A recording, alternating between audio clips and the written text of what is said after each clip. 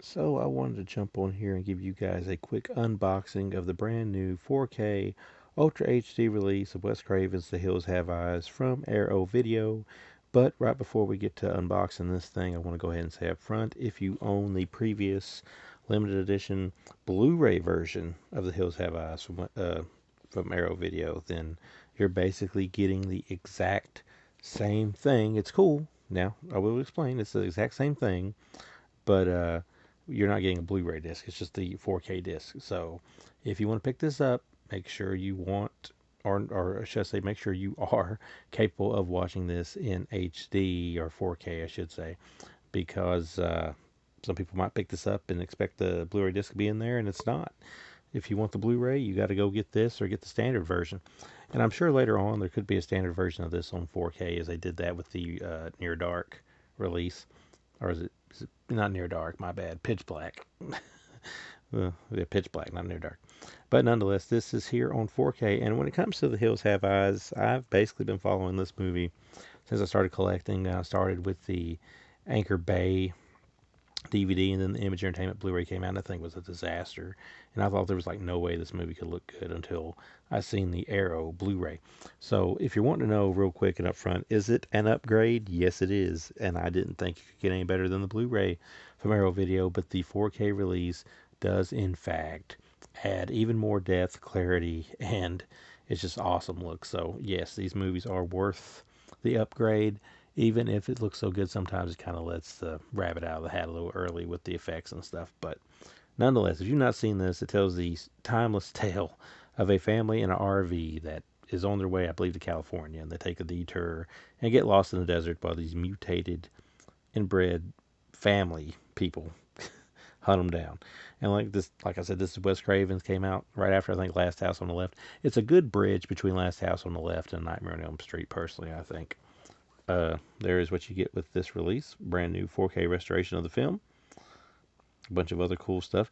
Again, the same thing it came on the Blu-ray version, only this time it's in 4K. So, also, let's slide it out of here in case you did not watch my unboxing video of the original Hills Have Eyes. We'll do a quick recap with the 4K version. There is the movie itself. Oh, this time it is a, like I said, 4K Ultra HD version, and it's in a black case. So you had the clear case first time. This time you get a black case. Again, I list all the content on the back of it. Pop it open. There is your Ultra HD disc. Here you get all of your or I say cue cards, I guess it's postcards, with that on one side, and of course pictures on the other. Again, if you had the previous release on Blu-ray, it's the same stuff. So don't expect to get anything different besides this slip here advertising Arrow's website. So you get that. But that's not all. If you take this out, remember I'm working one-handed here. So one day I'll get the tripod set up.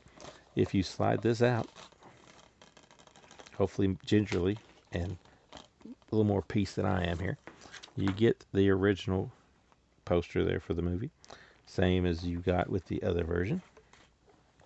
But like I said, there is more. You get the booklet,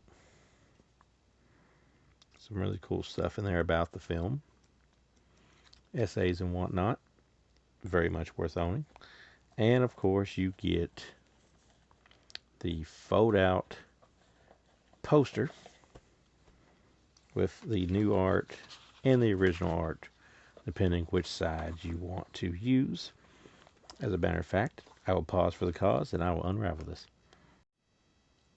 And here you get a look at the big fold out poster with the new art on one side, the original on the other.